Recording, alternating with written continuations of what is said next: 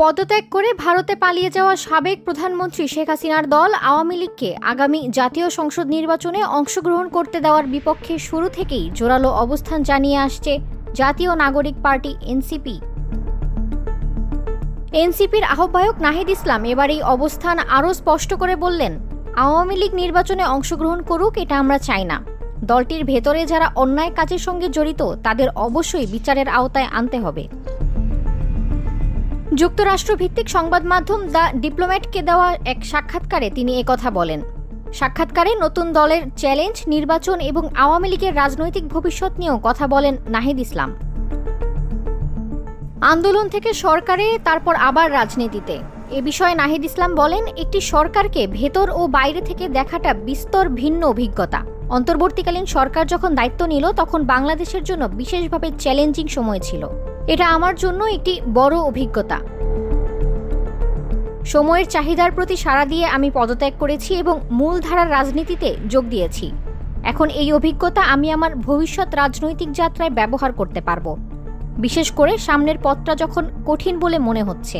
একটি রাজনৈতিক দলের যাত্রা শুরু করা আমার জন্য একটি নতুন চ্যালেঞ্জ, তবে এই পথ পাড়ি দেওয়ার জন্য আমি প্রস্তুত আছি।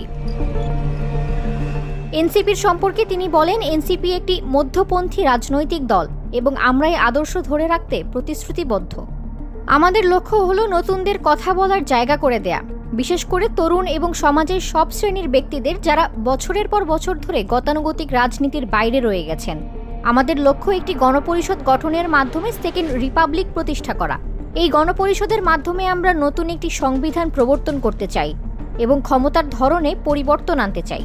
আমাদের লক্ষ্যকে আরও সুস্পষ্ট করার জন্য বিভিন্ন ধারণা খতিয়ে দেখছি এবং মতামত নিচ্ছি। সাক্ষাৎকারে নির্বাচন প্রসঙ্গে এনসিপির আহ্বায়ক বলেন, আমাদের গুরুত্বের বিষয় হল পূর্ববর্তী সরকারের অপরাধীদের বিচারের আওতায় আনা, দেশে একটি স্থিতিশীল আইনশৃঙ্খলা পরিস্থিতি নিশ্চিত করা এবং গণপরিষদ গঠন করা। আমরা সংবিধান ও নির্বাচন ব্যবস্থার সংস্কারের পক্ষে, যাতে ফ্যাসিবাদী শাসন আবার ফিরে আসতে না পারে। তাই একটি নির্বাচন আমাদের তাৎক্ষণিক অগ্রাধিকার নয়। বর্তমানে নির্বাচনের জন্য আমরা কোনো সুনির্দিষ্ট সময়সীমা দিচ্ছি না। Desk report, metro TV.